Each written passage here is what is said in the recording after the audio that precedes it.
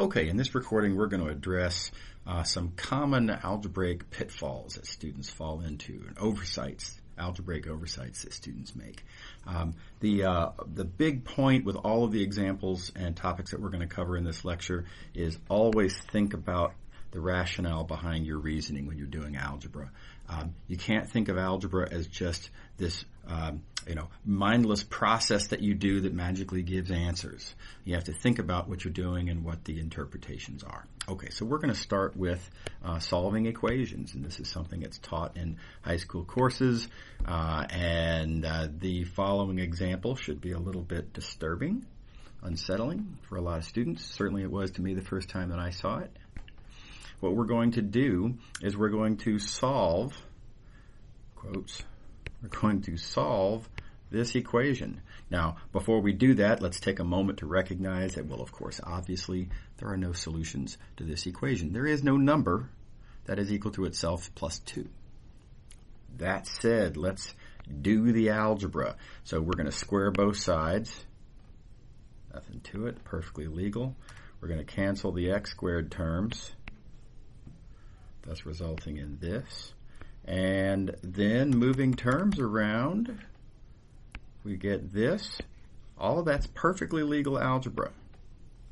Perfectly legal. And yet, we seem to have found a solution to this equation that obviously has no solution. So how could this be? What's gone wrong? First of all, something's gone terribly wrong. So what is it that's gone wrong? It's a very subtle point. What we have done is simply misinterpreted our algebra. So what we have in fact shown is that we have a sequence of implications here. These are all valid implications in the sense that if there were some value of x that was equal to itself plus 2, then it would follow that this equation would hold as well, etc., etc., etc. So altogether, we have shown that if there were a solution to this equation, which there isn't, but if there were, it would have to be this. Another way to say that is we have shown that no value other than -1 could possibly be a solution to this equation. True fact, right? Okay. The interpretation that we've made, though, is that it goes the other way. The interpretation that we have made is that if we look at this particular value of x, then it must follow, we conclude incorrectly, so I'll put a question mark here, must follow that x is equal to x plus 2. Well, that's wrong. And it's also completely unsuggested by what we've written down here. We have showed implications going this way. We're concluding incorrectly and appropriately an implication that goes this way. So the problem is ultimately that in that algebra that we've done, we are reversing the order of operations, and in particular the squaring operation that we did in the very first step, it's just not reversible. So in particular, it's easy to find counterexamples to the following. If a is equal to b, then of course a squared is equal to b squared. That's true. But the arrow does not turn around. You cannot conclude just because a squared is equal to b squared that a is equal to b. It just doesn't work. Right? And that's what we're doing here. When we turn this legal algebra, when we reverse it to interpret it as saying that we found a solution to the equation, we are reversing this squaring step. So squaring, perfectly legal, interpreting in the reverse, not legal. Right. Okay, so be careful with your algebra. If your algebra is not reversible, you cannot conclude that what you have found as a seeming solution actually is. You have to think about possible irreversible steps of algebra, or said differently, you have to take this candidate that you found and plug it in and see if it actually works. Okay. All right. Here's another commonly undertreated topic from high schools, and that's absolute values. Now, students usually know what absolute value means. It means the value inside the absolute values if A is positive or 0, and it means the negative of that if A is negative. And let's take a moment to recognize that if you have a negative number and then you take the negative of that negative number, you will, of course, get a positive number. Okay, all right. So how does this affect algebra, though? This is where a lot of students are underexposed.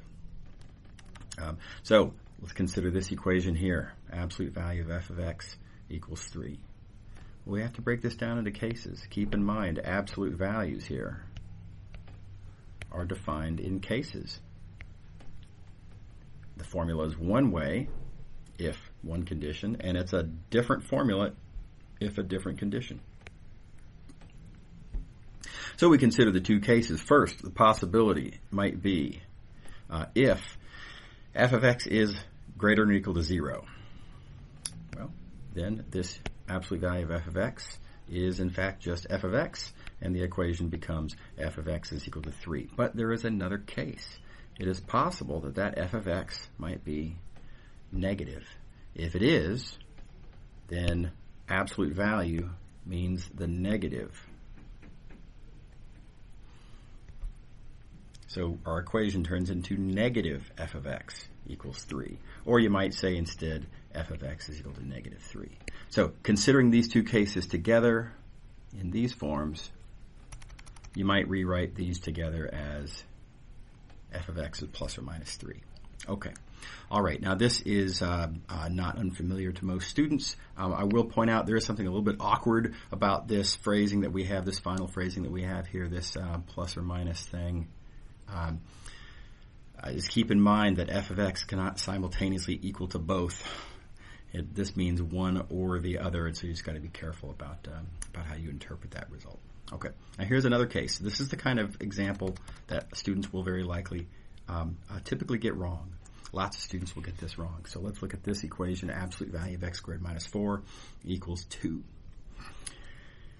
Very often students will just kind of ignore the absolute values, maybe turn those into parentheses and write down this and conclude that x is equal to the square root of 6.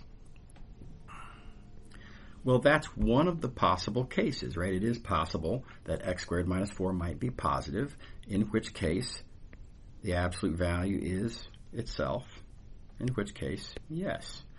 But we have to recognize there is another possible case. It is entirely possible that this is negative, in which case the absolute value is the negative of that, in which case x squared minus 4 is negative 2, in which case we have another different solution for x. So this gives us two solutions instead of the one. Okay. All right. Now, on to another separate topic. Very often, students kind of ignore the possibility that a factor might be 0. Here's an easy little example. Very common story. Students will look at this equation right here and gleefully cancel the common factor of b and thus conclude that a is equal to 1. Very common story. I see students doing this all the time. Now, of course, that's not actually legal. Don't forget, canceling is really dividing. And dividing is not something you can always do. You cannot divide by 0. So, along those same lines, you cannot cancel 0. So how do we deal with this? What do I do if I see an equation like this? And the answer is, well, I have to break it down in two cases. There are two different possibilities. One possibility, it could be that b is equal to 0. Now, if b is equal to 0, you can't cancel. You certainly can't conclude that a is equal to 1. Notice, in fact, the equation simply turns into 0 equals 0, in which case a could be anything. Right? 0 equals 0 is always true and therefore doesn't put any constraints at all on a. So it is entirely possible that a could be anything. On the other hand, it could be, instead of b is equal to 0, it's possible that b could be non-zero. Now, in this case, if b is non-zero, then yes, it is perfectly fine to divide by b, or more comfortably, cancel the b's. In which case, yes, we do get a equals to 1 in that case. So, two different possibilities then. It's possible that a is equal to 1, but it's also possible that b is equal to 0. We cannot just conclude that a is equal to 1. Okay. Now, if you don't want to think of this in terms of this sort of, breaking it down into cases, there's a different version of this that might look a little bit more appealing. It's really equivalent, in fact. But if you take this equation and move this over to the other side, thus getting this, and then factor the left side like so, students have probably seen this kind of thing before. If you have a product of two factors that equals 0, students are usually accustomed to being able to conclude, well, that means that either one factor is 0. If a minus 1 is 0, then we get the a equals 1. Or the other factor is 0, in which case we get the b equals 0. So we get the same conclusion, sort of from a different point of view. Equivalent, but seemingly different. Okay. So be careful with cancellations. Don't cancel zeros. That's not legal. Okay, let's talk about inequalities. This is another topic that's very often under-discussed in high school classes. Students are usually a little too fast and loose with applying algebra to inequalities. Let's see some things that can go wrong. Here is a clearly true statement. 2 is less than 3. We're accustomed to, when we write down algebra, to just do the same thing to both sides and be happy with what comes out. But notice that if we multiply both sides by -1, this true statement turns into a false statement. We would seemingly conclude that -2 is less than -3. And of course, that's false. Okay. Likewise, here is another clearly true statement, but let's suppose we do the same thing to both sides in the form of squaring both sides of the equation. Well, if we square both sides of the equation of the inequality, we get the, again, false conclusion. Somehow it would seem to suggest that 4 is less than 1, which of course is not true. So the punchline is, this whole business about you do the same thing to both sides in your algebra and just proceed, that's for equations. It is only for equations. It is simply not true for inequalities. And we have in front of us here a couple of nice counterexamples. Okay, so what do you do then? I mean, how can I, when I'm faced with inequalities, how can I do algebra? How can I turn these inequalities into other things that I might be able to make better use of? And the answer is, you just have to make sure that what you do to both sides, thought of as a function that you're applying, has to be an increasing function. And here we have a picture that I think communicates pretty clearly why this works. Let's look at our starting inequality, a less than b. I'm going to draw that as a little arrow there. A going, increasing up to b. Well, if we apply this increasing function, here's an increasing function, drawing a graph of this increasing function. Notice, because it is increasing, f of a is less than f of b. Okay, so picture's, I think, very satisfying. And so again, our nice interpretation, if we apply an increasing function to an inequality, then it works just as you would expect. Okay, so why did this not work in the cases that we considered? Well, in the cases that we considered, the functions that we were applying were not increasing. Here, we multiplied by -1. Multiplication by -1, thought of as a function, is just not increasing. That's clearly a decreasing function. Okay. Likewise, squaring is squaring an increasing function. Well, between the relevant values here from -2 to 1, think about what a parabola looks like, and, well, it's just not an increasing function for all the values between -2 and 1. So this function just not increasing. Okay. All right. So on the other hand, if we apply the rule correctly, if we apply only increasing functions, everything's fine. So for example, let's start off with this algebra right here. 3 is less than 4. Right? Clearly innocent statement. Let's apply this increasing function. Namely, let's multiply both sides of the inequality by 2. Clear that this is an increasing function. And notice our result. True. 6 is less than 8, as it should be. Okay. Likewise, what if we square both sides? Now, we had to admit that f of x equals x squared was not increasing in the previous example, but here, since keep in mind we're looking at now a new inequality, 3 is less than 4. Between 3 and 4, note that these are all positive values of x. This function for those positive values of x is increasing. So applying that square to both sides results in another valid, true inequality. Okay, so always think about this when you're dealing with algebra of inequalities. Make sure that the function that you're applying is increasing, and then you can go on about your algebra worry-free.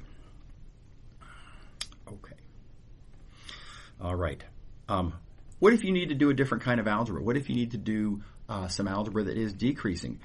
Maybe you need to multiply both sides of an inequality by -1, or maybe you need to take a reciprocal of two positive values related by an inequality. Well, we can think it through.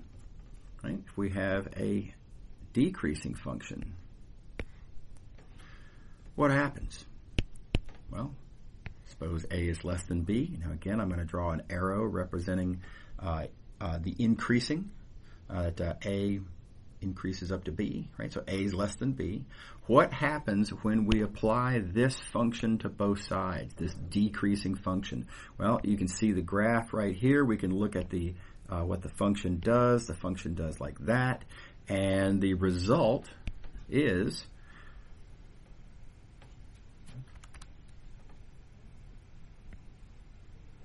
that f of b is less than f of a, or said differently, f of a is greater than f of b. So the inequality goes the other way. The inequality switches. Right? What had been a less than turns into a greater than. And that switching happens. You can even see it with the dotted lines here. That switching happens because the function is decreasing. Okay. All right. So, for example,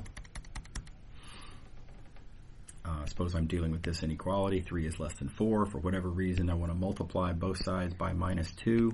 We interpret that as a function. Notice that it is a decreasing function, and so our less than inequality, as a result of this being a decreasing function, turns into a greater than inequality. -6 is greater than -8. Okay. Another example. What if we square both sides of this inequality? Now, between -2 and -1, squaring that function is decreasing.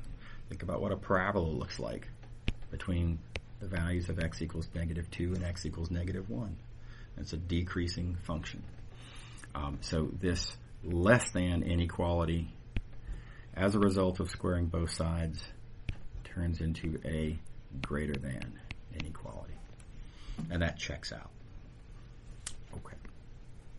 All right, so again, the big point to take away from all this is be careful with your algebra. Think about what you're doing. Think about the meaning of the steps that you're taking, and make sure that what you are writing down actually makes sense, and that you've considered all the possible cases and considerations. Okay, so we're going to combine some things together here. Here we have an inequality combined with absolute values. Students who have taken a Calc 1 course will recognize this sort of thing as having come up in the definition of a limit, for example. Okay, so how do you interpret this? What do you do with this statement here? So there's different ways you can approach this. You could consider possibilities. You could break this down into cases. Consider what happens if x minus 4 is positive, what happens if x minus 4 is negative, etc. Another way to think about this, though, it's very convenient for the purposes of limits, certainly, but in general for this algebra, is just think about this as a reference to the distance from x to 4. And if the distance has to be less than 1,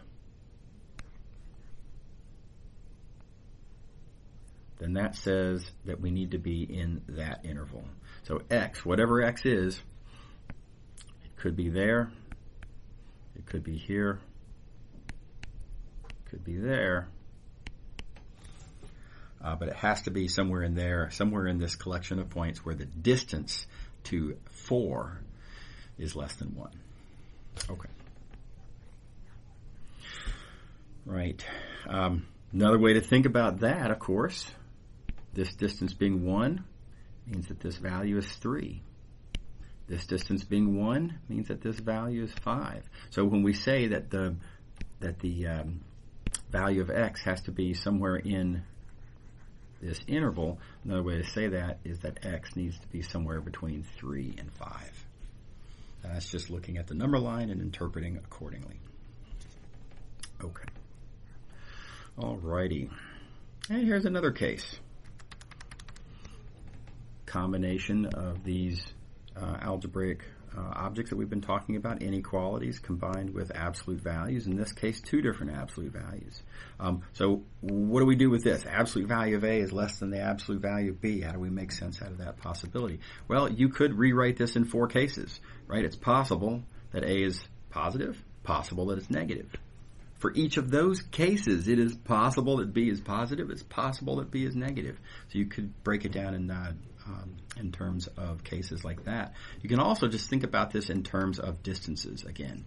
So reinterpret the absolute value of A as the distance from A to 0. And then likewise, let's interpret absolute value of B as the distance from B to 0. And with that in mind, thinking of as distances, what this says is A is closer to 0 than B is. And so geometrically then, you get a picture that looks like this. Notice that here are these 4 different cases, depending on if A is positive or negative, B is positive or negative. But in all cases, all 4 of those cases, we're drawing A as being closer to 0 than B is. Okay. Notice you cannot just drop the absolute values. You get terribly wrong answers here. If you were to just say, no, whatever, let's just ignore the absolute values. Let's just conclude that A is less than B. No, it isn't. Right? A is not less than B necessarily. It might be. Right? It is in this case. It is in this case. But as a conclusion, certainly not valid because clearly it does not have to be. Okay, so there's lots of different things to be careful of with algebra, and I hope you'll keep these concerns in mind as you do algebra in your future.